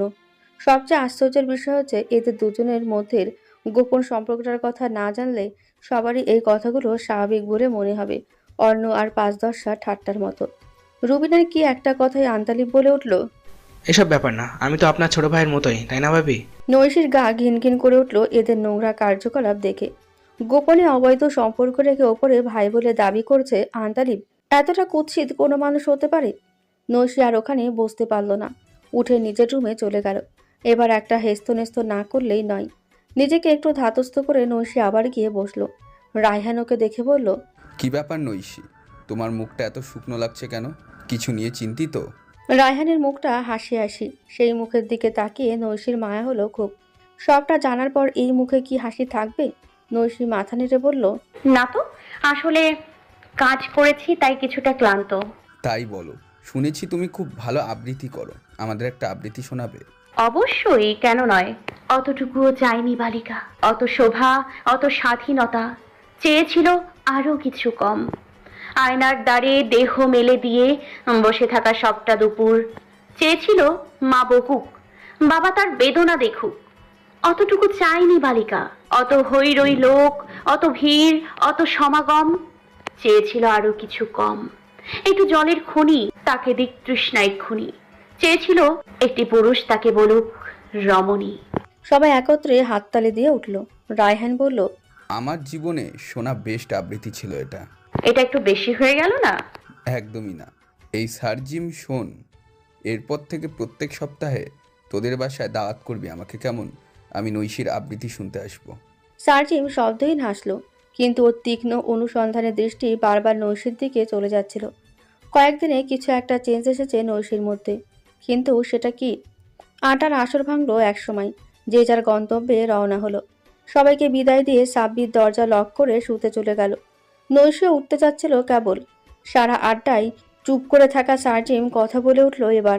নৈশি, তুমি কি খুব বেশি ক্লান্ত? নইলে কিছুক্ষণ কথা বলতাম তোমার সাথে। এখন একদমই ক্লান্ত লাগছে না, আপনি বলুন। তুমি কি কোনো বিষয় নিয়ে আপসেট? কেমন যেন অন্যরকম মনে হচ্ছে তোমাকে। কিছু মনে করো না। ছোট খালাম্মা আর খালুর অবর্তমানে আপাতত মা এবং আমরাই তোমার অভিভাবক এবং আপনজন। সেই অধিকার থেকে জিজ্ঞাসা করছি। সার্জিমের জিজ্ঞাসা শুনে অপলক ওর দিকে কতক্ষণ তাকিয়ে থাকলো নৈশি। সার্জিম কিছুটা অপ্রস্তুত স্বরে বলল, এনি প্রবলেম? আপনি আমাকে বিয়ে করবেন? নৈশির অকপট আবদার ছোটখাটো একটা বজ্রপাত হলো বোধহয়। সার্জিম বলল, আমি তোমার কথা ঠিক বুঝলাম না। যে কথাটা সবার শেষে বলা উচিত ছিল সেটা আমি সবার আগে বলে ফেলেছি। ব্যাপার না, পুরোটা আমি আপনাকে বুঝিয়ে বলছি। নৈশির কথা শুনতে শুনতে ক্রমশ চোয়াল শক্ত হয়ে আসছিল সার্জিমের। নৈশির থেকে পুরো ব্যাপারটা শোনার পরেও কিছুতেই বিশ্বাস করতে পারছিল না ও। নিজের কাছের মানুষগুলো সম্পর্কে এই রকম কথা কেউই বা বিশ্বাস করবে? নৈশি অবশ্য প্রমাণ হাতেই রেখেছে।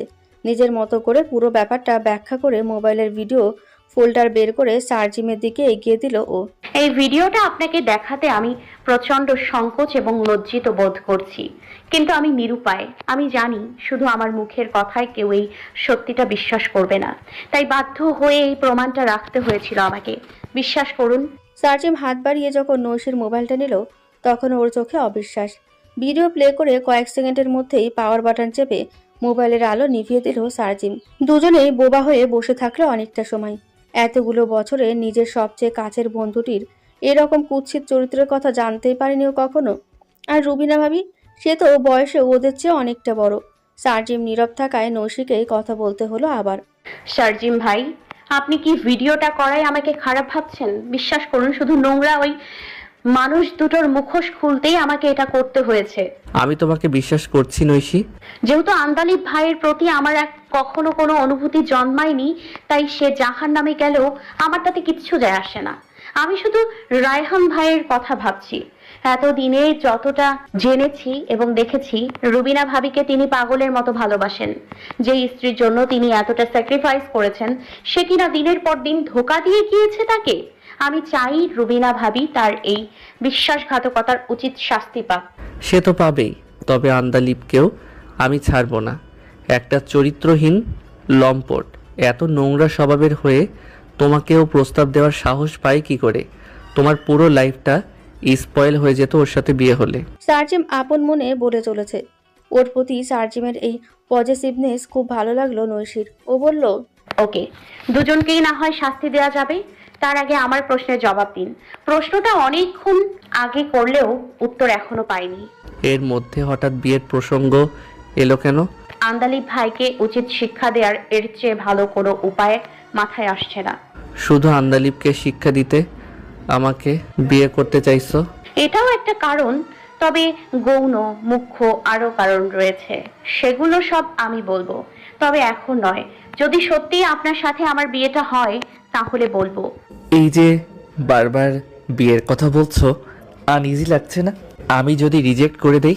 মনে হয় সেটা আপনি করবেন না। পছন্দের মানুষটিকে বিয়ে না করতে চাওয়ার তো কোনো কারণ নেই। তোমার হঠাৎ এমন কেন মনে হলো যে আমি তোমাকে পছন্দ করি? তাছাড়া আন্দালিব তোমাকে বিয়ের প্রস্তাব দিয়েছিল, তুমিও নিমরাজি ছিলে। তারপর ওর সম্পর্কে এত নোংরা একটা সত্যি সামনে এলো তোমার। এরপরে এত জলদি আরেকজন পুরুষকে বিশ্বাস করছো কিভাবে? যদিও আমিও ওর মতো খারাপ হই। আপনি আমাকে পছন্দ করেন এটা আমার ধারণা নয়। আমি আপনার নিজের মুখ থেকেই স্বীকারোক্তি পেয়েছি। আগেই বলে রাখি, আড়ি পাতার অভ্যাস আমার কোনো কালেই ছিল না। কিন্তু কিছুদিন আগে একদিন রাতে হঠাৎ খালামণি প্রেশার ফল করলো। তার ঠিক পরের দিন দুপুরে ঘুমাচ্ছিল বাসার সবাই। হঠাৎ করে কলিং বেলের শব্দ শুনে দরজা খুলতে বের হয়েছিলাম রুম থেকে। বসার ঘরের দিকে এগিয়ে গিয়ে দেখলাম আপনি আন্দালিব ভাইয়ের সাথে কথা বলছেন। সেদিন আন্দালিব ভাইয়ের সাথে আপনার কথোপকথন সবই শুনেছিলাম আমি। নিজে আমাকে পছন্দ করা সত্ত্বেও পথ ছেড়ে দিয়েছিলেন, এবং সেটা শুধুই আমার জন্য। আমি যাতে সংকোচ কিংবা হীনমন্যতায় না ভুগি, যেন আন্দালিব ভাইকে পছন্দ হয়ে গেলেও আপনার কথা ভেবে আবার বিব্রত না হতে হয়, যেন আপনার পরিবারের সাথে দূরত্ব বাড়িয়ে আমি একা না হয়ে যাই। সেদিন আরো একটা ব্যাপার আমি দেখেছিলাম। শান্ত স্বরে আন্দালিব ভাইকে এক প্রকার থ্রেট করেছিলেন আপনি, আমার সাথে যেন কখনো কোনো বিশ্বাসঘাতকতা না করে কিংবা আমাকে যেন কখনো হার্ট না করে। একটা মানুষ আমার কথা এত ভাবে, আড়ালে থেকেও আমার এতটা কেয়ার করে, আমার ভবিষ্যৎ নিয়ে চিন্তিত হয়, এরকম একটা মানুষকে হাতছাড়া করার মতো বোকামি আমি কিভাবে করি বলুন তো?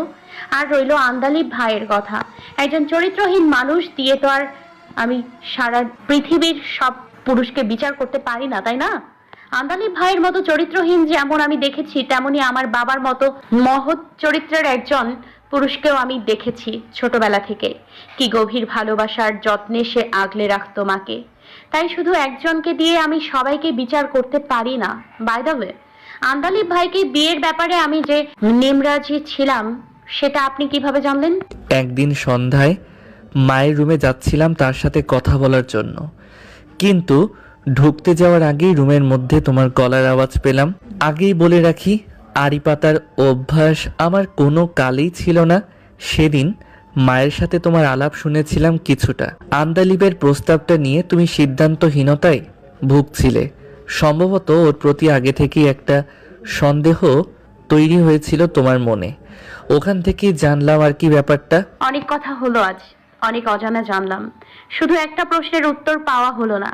এই প্রশ্নটা আবার করতে আমার আত্মসম্মানে লাগছে।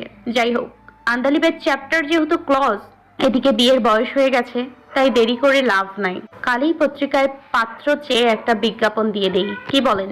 হাতের স্মার্টফোনের দিকে তাকিয়ে কথাগুলো বলছিল নৈশি। সার্জিম ডাকলো ওকে। নৈশি?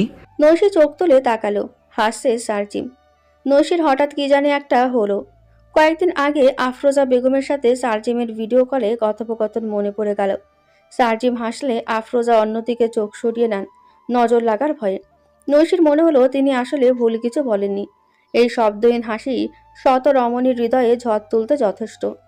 সার্জিমের গায়ের রং ধবধবে ফর্সা নয়, আন্দালিবের মতো। কেমন একটা তামাটে বর্ণের ওর ত্বক, তাতেও কি সুদর্শন লাগছে মানুষটাকে। তুখোর ব্যক্তিত্বের ছাপ স্পষ্ট হয়ে ফুটে আছে চেহারায়।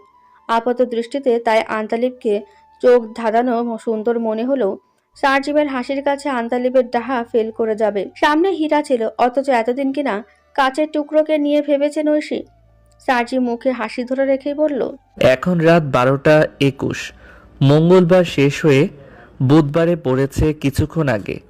মাঝে শুধু আর একটা দিন সময় দাও আমাকে, যত দূর সম্ভব গুছিয়ে নেই সব।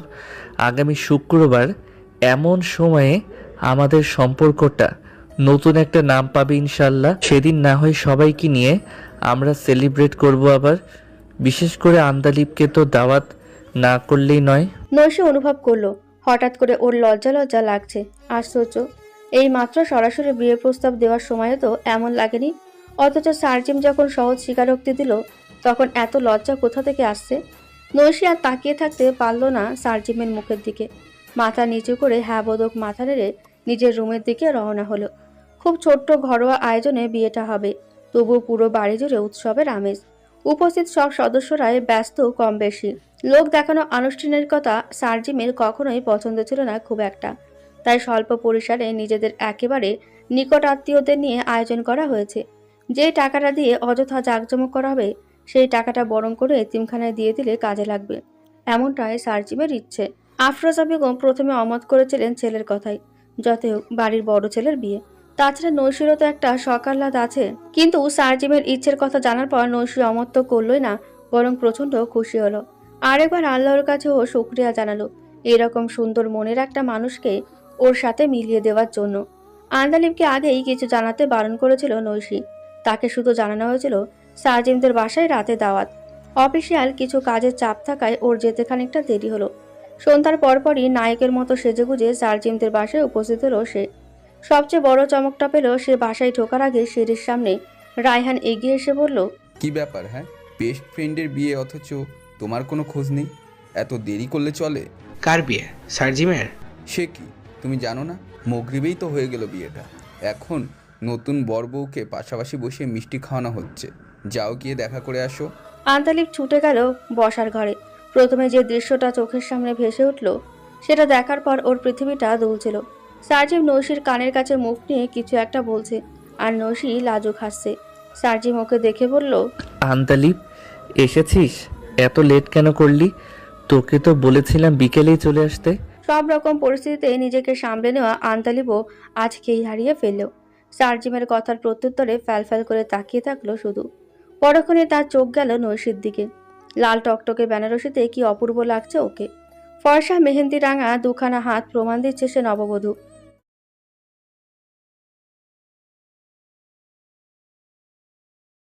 সাধারণ সাজসজ্জা, তারপরও আজ এই আসরে এক টুকরো চাঁদের মতো উজ্জ্বল আলোয় দীপ্তমান হয়ে আছে নৈশি। নৈশি সেজেছে, তবে সেটা শুধু সার্জিমের জন্য। আজকে রাতে নিজের এই সবটুকু সৌন্দর্য সে উৎসর্গ করবে সার্জিমকে। অথচ এইরকম একটা রাত ওর সাথে থাকার কথা ছিল নৈশির। এই যে নৈশির সাধারণ অথচ বিধ্বংসী সাজ, এই নতুন এক নৈশিকে নিজের সাথে আষ্টেপৃষ্টে জড়িয়ে নিয়ে ওর সবটুকু আর্দ্রতা শুষে নিতে ইচ্ছে করছিল আন্তালিবের, কিন্তু সেটা আর সম্ভব না। আন্তালিবের ইচ্ছে হলো সব ভেঙে চুরে আজকের এই সব আয়োজন নস্যাৎ করে দিতে। পা থেকে মাথা অব্দি ক্রোধ আর প্রতিহিংসা নিয়ে জলজলে দুটো চোখে শুধু ওদের দুজনকে দেখতে থাকলো আন্তালিব। সার্জিমও অন্ধ নয়। আন্তালিব যে ওই নোংরা দৃষ্টি দিয়ে এখনো নৈশিকে গিলে খেতে চাইছে সেটা ওর তাকানোর ভঙ্গি দেখেই বোঝা গেল। নৈশিও আজ করতে পারলো ব্যাপারটা।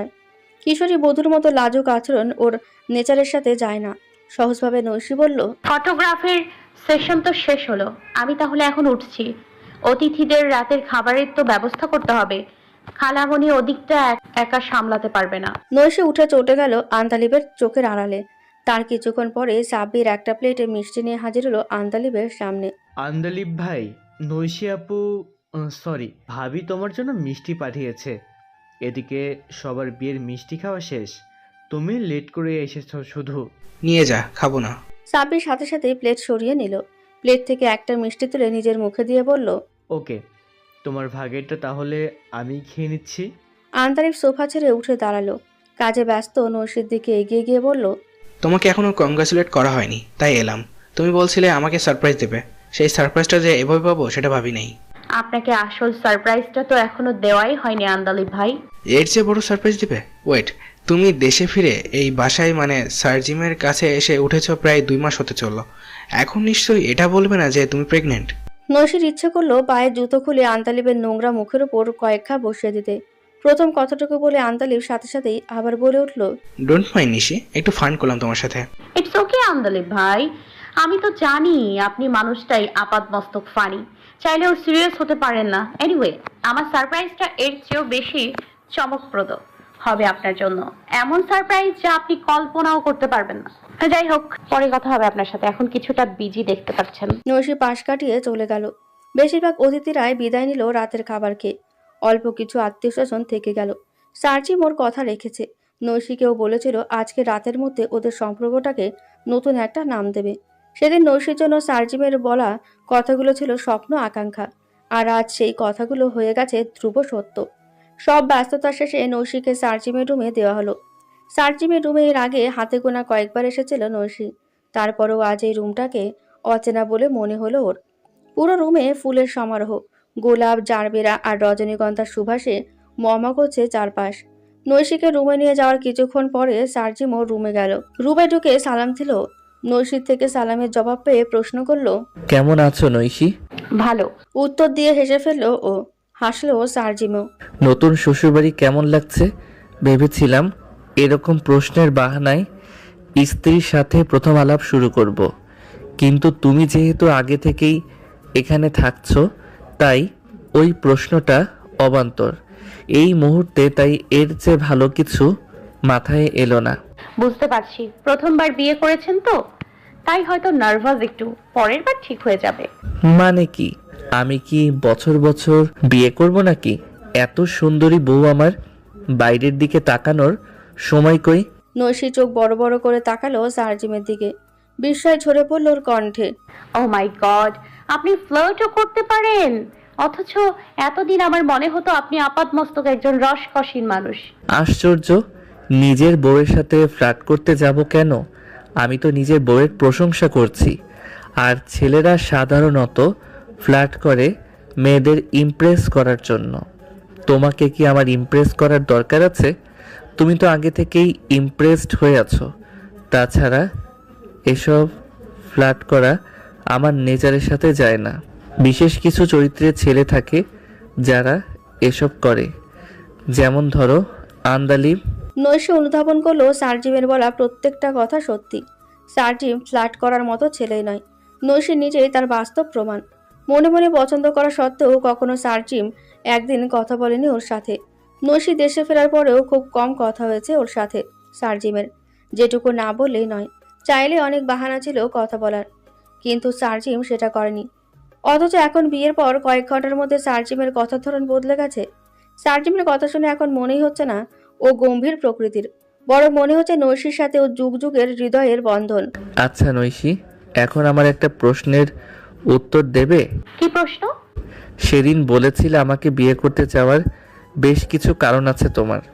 তার মধ্যে একটা তুমি আন্দালিবকে শিক্ষা দিতে চাও, তাই আরেকটা আমি তোমাকে পছন্দ করি তাই। এছাড়া আর কি কি কারণ ছিল? বলেছিল আমার সাথে বিয়েটা হলে সেই কারণ তুমি আমাকে বলবে।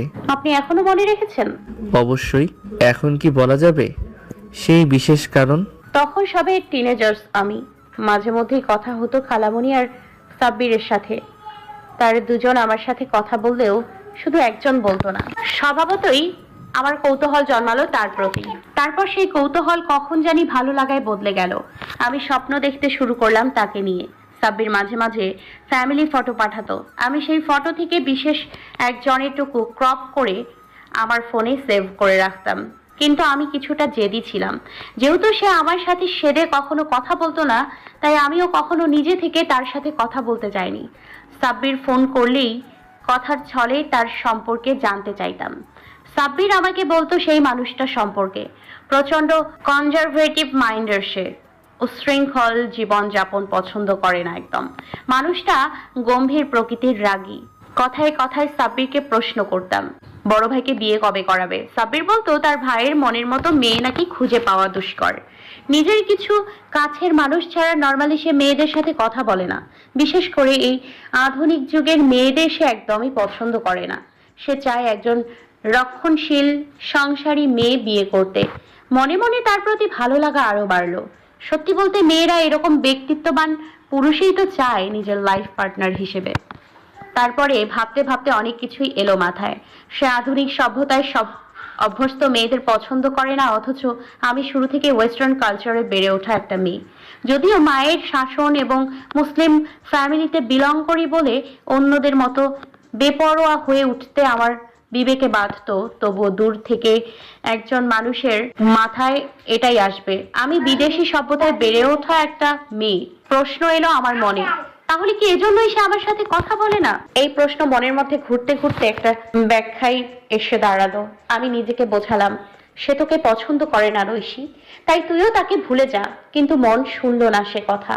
তার প্রতি দুর্বলতা বাড়তে লাগলো। একে তো নানা বাড়ির প্রতি একটা রাগ ছিল, তারপর আবার আমি যাকে চাইছি সে আমার দিকে ফিরেও তাকাচ্ছে না। এই অভিমানে তো সিদ্ধান্ত নিয়েছিলাম দেশেই ফিরবো না। মায়ের মৃত্যুর পর অবশ্য সিদ্ধান্ত বদলেছিলাম। কয়েকটা বছর কাটলো এভাবে। ম্যাচুরিটি এলো আমার মধ্যে। যদিও তখনও সেই মানুষের কথা ভাবলেই আমার হার্টবিট বেড়ে যেত, তবুও আমি নিজেকে বোঝালাম ওটা শুধু একটি টিনেজার্স মেয়ের ইনফ্যাচুয়েশন ছিল। তারপর সময় গড়ালো, একে একে মা বাবা দুজনকেই হারালাম।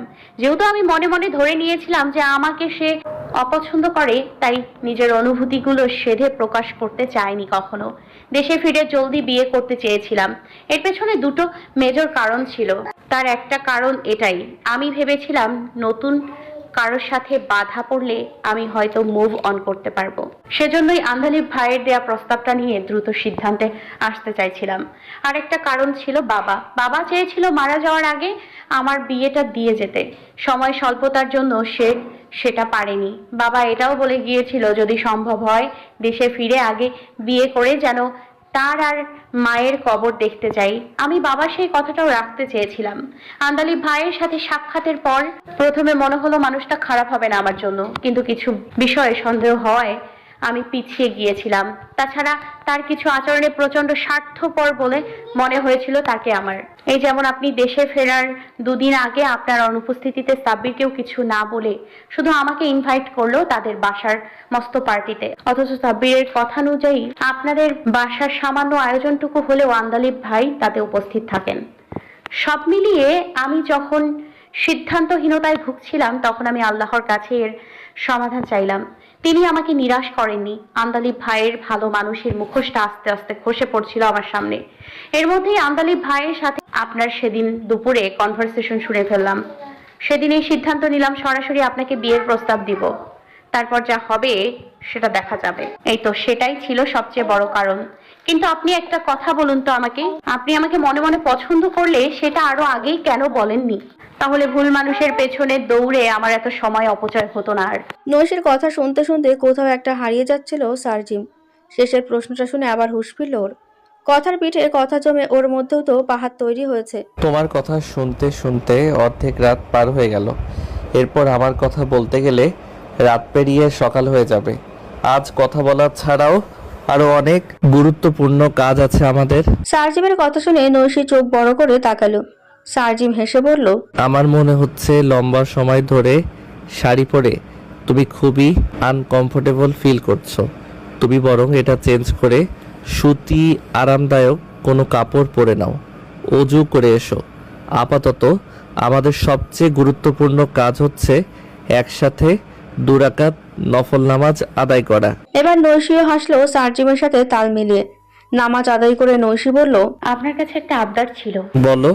দেশে ফেরার পর বাবা মায়ের কবর দেখতে এখনো যাইনি আমি। বাবা মৃত্যুর আগে খুব দুশ্চিন্তায় ছিল আমার বিয়েটা দিয়ে যেতে পারেনি বলে। সে বলেছিল সম্ভব হলে দেশে ফিরে যতই দ্রুতই যেন বিয়ে করি, তারপর যেন তাদের কবর দেখতে যাই। কাল একবার আমাকে নিয়ে যাবেন সেখানে? তোমাকে কখনো বলার সুযোগ হয়নি নৈশি। আমি মাঝে মধ্যে যেতাম খালাম্মা আর খালুর কবর জিয়ারত করতে। ইনশাল্লাহ কাল তোমাকে নিয়ে আবার যাব। সার্জিমের কথা শুনে এত ভালো লাগলো নৈশির, সার্জিম এবার অন্য কথাই গেল। আজ বিকেলে যখন বের হয়েছিলাম তখন তোমার জন্য ছোট্ট একটা গিফট দিয়েছিলাম। ছোট্ট একটা গোল্ড চেন নৈশির সামনে ধরলো সার্জিম। নৈশি বলল, খুব সুন্দর হয়েছে। আরো সুন্দর লাগবে যদি এটা তোমার গলায় শোভা পায়। নৈশি সার্জিমের উল্টো দিকে মুখ করে দাঁড়ালো। পিঠ থেকে শাড়ির আঁচল সরিয়ে পিঠের ওপরে বিছিয়ে থাকা চুলগুলো কাঁধের পাশে দিয়ে সামনে নিয়ে এলো। সব কথা মুখে বলতে হয় না, কিছু কথা আচরণেই বুঝে নেওয়া যায়। সার্জিমও বুঝে গেল স্ত্রীর মনের ইচ্ছে। নিজের হাতে চেনটা নৈশিকে পরিয়ে পিঠের উপরে হাত রেখে হুড় আটকে দিল ও। তারপর খুব আলতো করেই শুধু একবার ঠোঁট ছোঁয়ালো উন্মুক্ত পিঠে। নৈশি এলিয়ে পড়লো সার্জিমের শরীরের ওপর। সার্জিম 2 হাত দিয়ে আগলে নিল ওকে। ঠিক ওই মুহূর্তেই একটা প্রশ্নই মাথায় এলো নৈশির, জীবন এত সুন্দর কেন? সারাদিনের অফিসের কাজের চাপের পর বাসায় ফেরার জন্য মন আঁকুপাকু করে ওঠে রায়হানের। তবু সার্জিমের জরুরি তলব পেয়ে এই শেষ বিকেলে পার্কের দিকে ছুটলো। রায়হান এগিয়ে গিয়ে দেখলো সার্জিম অপেক্ষা করছে ওর জন্য। রায়হান স্মিত হেসে বলল, কি ব্যাপার বলো তো? গত পরশুই তো তোমার বিয়ের দাওয়াত খেয়ে এলাম, এর মধ্যে এত জরুরি তলব কেন?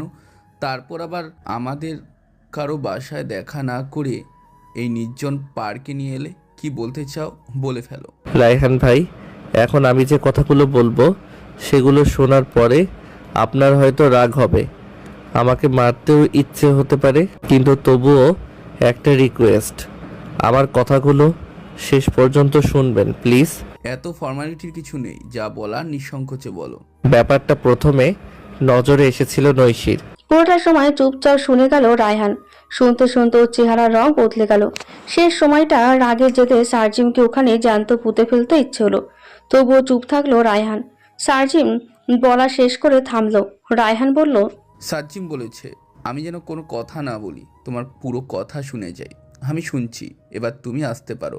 আর হ্যাঁ, একটা কথা পরিষ্কার শুনে রাখো, আজকের পর থেকে তোমাকে কিংবা তোমার পরিবারের সাথে আমার কোনো সম্পর্ক নেই। রায়হান ভাই, আজকের এই কথাগুলো বলতে আমার কতটা যে সাহস সঞ্চয় করতে হয়েছে সেটা আমি আপনাকে বলে বোঝাতে পারবো না।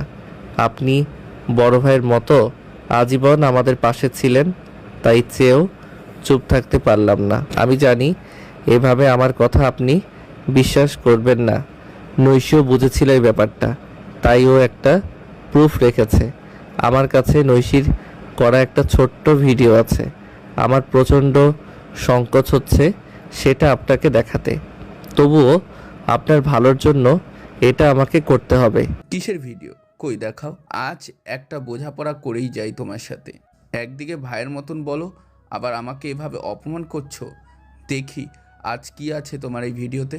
ভিডিও প্লে করে রায়হানের পায়ের নিচের মাটি সরে যেতে লাগলো, তবুও ও দেখা বন্ধ করলো না। এক পলকের জন্য স্ক্রিন থেকে চোখ না সরিয়ে পুরোটা দেখে গেল। শেষ দিকে চোখের পানি টপ টপ করে পড়ছিল মোবাইল স্ক্রিনের ওপর, তবুও সবটা দেখলো রায়হান। তারপর মোবাইলটা সার্জিমকে ফেরত দিয়ে উঠে দাঁড়ালো রায়হান। এত লজ্জা! আশ্চর্য! নোংরা কাজগুলো করেছে রুবিনা, অথচ রায়হানের কেন এত লজ্জা লাগছে সার্জিমের সামনে দাঁড়িয়ে থাকতে? রায়হান বলল, সার্জিম, বড় ভাই হিসেবে তোমার কাছে একটা অনুরোধ, এই ভিডিওটা যেন অন্য কারোর হাতে। নৈশি আমাকে যখন কথাগুলো বলেছিল আমি বিশ্বাস করিনি। শুধু সত্যতা যাচাইয়ের জন্য এটা আমি কয়েক সেকেন্ডের জন্য প্লে করেছিলাম। যদি জানতাম এটা সত্যি তাহলে ওই কাজটা আমি জীবনেও করতাম না। বিশ্বাস করেন, আমি নিজে এটা আপনার সামনে ডিলিট করে দিচ্ছি, কিন্তু আমার মনে হয় এটা আপনার কাছে থাকা উচিত। আপনি নিশ্চয়ই বুঝতে পারছেন রায়হান ভাই আমি কি বলতে চাইছি। বুঝতে পারছি। থ্যাংক ইউ সার্জিম, আমি এখন বাসায় যাব। আপনাকে খুব ক্লান্ত লাগছে, আমি আপনার সাথে গিয়ে পৌঁছে দেই বাসায়। অযথা আমাকে নিয়ে ভয় পেও না সার্জিম, আমি ভুল কিছু করব না, নিশ্চিন্তে থাকতে পারো। বাসায় ফিরে বেল না বাজিয়ে দরজার সামনে অনেকক্ষণ দাঁড়িয়ে থাকলো রায়হান। কাল পর্যন্ত এই ঘরটা ওর কাছে ছিল এক টুকরো স্বর্গ, অথচ আজ সেটাকে জাহান্নাম মনে হচ্ছে। প্রত্যেকদিন অফিস শেষ হলে বাসায় ফেরার জন্য মনটা আনচান করে উঠত, অথচ আজ ঘরের ভেতরে ঢুকতেই ইচ্ছে হলো না ওর। রায়হান বেল দিল। রুবিনা দরজা খুললো হাসি মুখে। তোমাকে আজ এত ক্লান্ত দেখাচ্ছে কেন রায়হান? কাজের চাপ খুব বেশি ছিল? হ্যাঁ, আমি এখন একটু ঘুমাবো। তোমার বাবা মাকে খাবার দিয়েছি, তারা আসলে আমাকে ডেকে দিও, দরকারি কথা আছে। রুবিনার বাবা মা পৌঁছলো রাতে। রুবিনা ডাকতে গেল রায়হানকে। বাবা মা এসে গেছেন? তুমি নাকি খুব জরুরি দরকার আছে বলে খবর দিয়েছো তাদের? ব্যাপার কি? বাসায় ফিরে তো কিছুই খেলেও না, হয়েছে কি বলো তো? রায়হান কথার উত্তর না দিয়ে ওয়াশরুমের দিকে পা বাড়ালো। তারা এসেছে 5 জন। রুবিনার বাবা মা, বড় ভাই, ভাইয়ের স্ত্রী আর ছোট বোন। রায়হান এত সিরিয়াস হয়ে ওদের আসতে বলেছিল যে চিন্তিত হয়ে সবাই মিলে চলে এসেছে।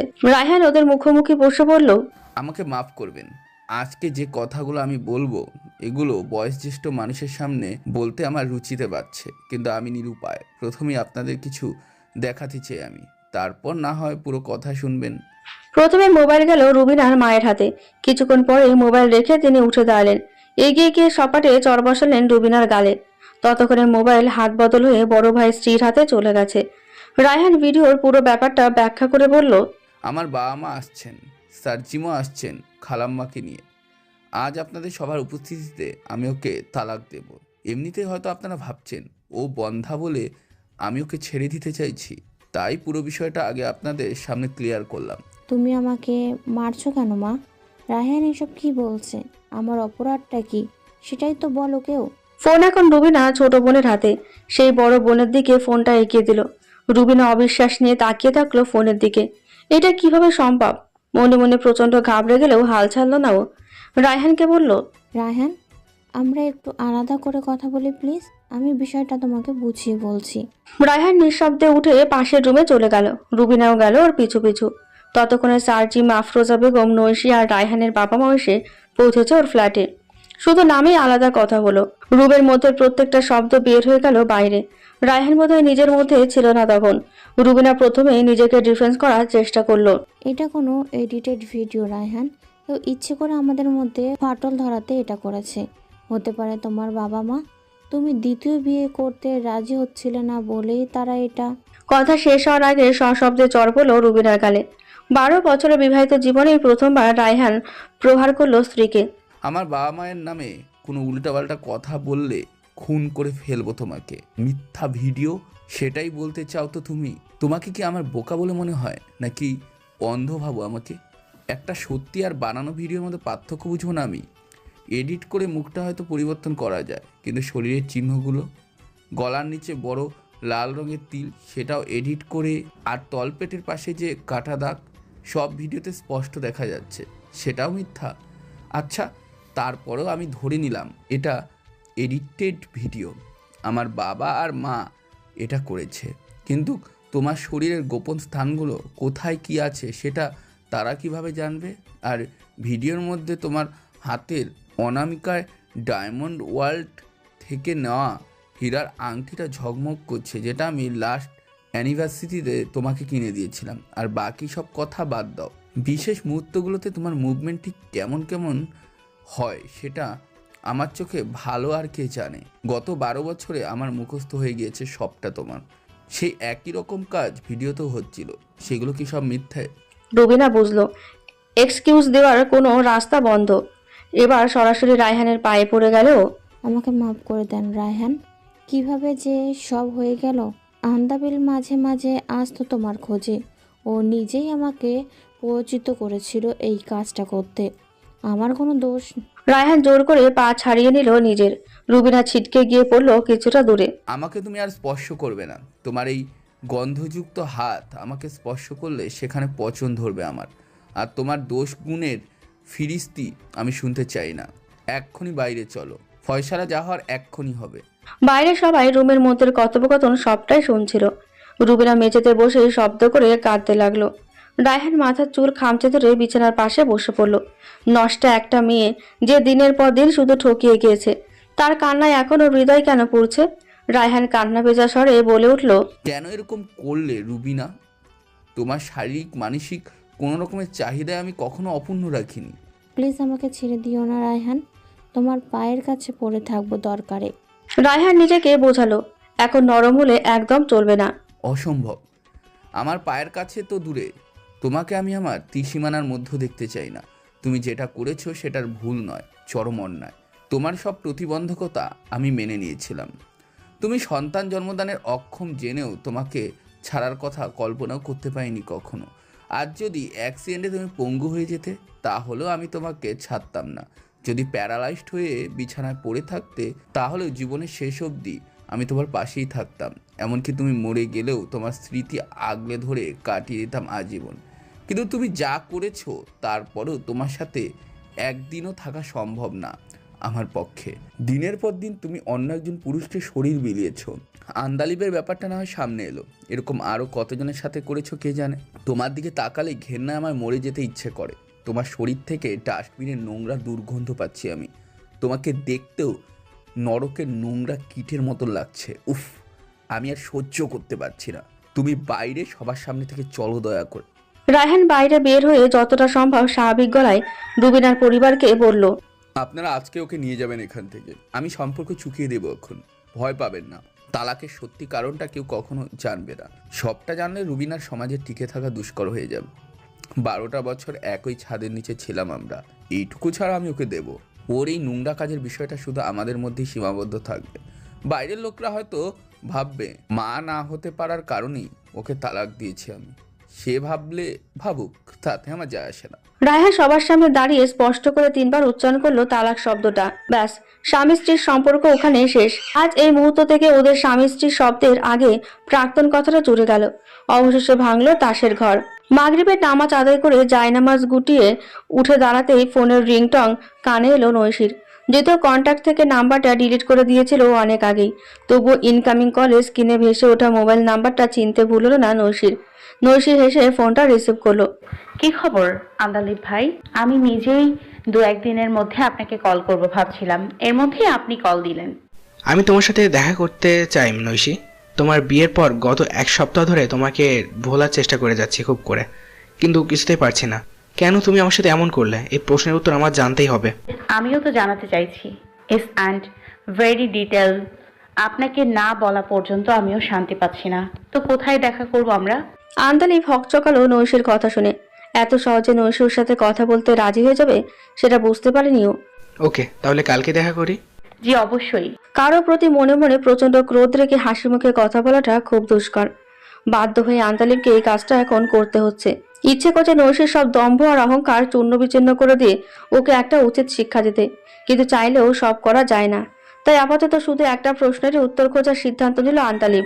নৈশী কেন ওকে এরকম আশায় রেখে শেষ পর্যন্ত সার্জিমকে বিয়ে করে নিল। পরের দিন বিকেলে একটা ছোট্ট কফি শপে আন্তালিবের সাথে দেখা করতে গেল নৈশী। আন্তালিব একা আসেনি, ওর সাথে আরো কয়েকজন আছে। এদের সাথে আরো একবার দেখা হয়েছিল নৈশীর। আন্তালিব সেদিন হুট করে নৈশীর কাছে এসে বলেছিল ওর কিছু ফ্রেন্ড নৈশীর সাথে দেখা করতে চায়। এদের সাথে আবার যে কখনো মুখোমুখি হতে হবে সেটা ভাবতে পারেনি নৈশী। ও বলল, দেখাটা আপনি একা করলেই বোধহয় ভালো হতো। কেন, ওদের সামনে সব বলতে অসুবিধা কোথায়? ওরা আমার মতো জানতে চায় কেন আমাকে আশায় রেখে তুমি হঠাৎ সার্জিমকে বিয়ে করলে। আন্তালিবের পাশে বসে থাকা একটা মেয়ে কথা বলে উঠল, তোমার থেকে আমরা এমনটা আশা করিনি নৈশী। আমরা এই ব্যাপারে আজই একটা ক্ল্যারিটি চাইছি। আমি শেষবারের মতো জানতে চাইছি আন্দালিব ভাই, আপনি শিওর সবার সামনেই সবটা শুনতে চান? হ্যাঁ। ওকে, বলছি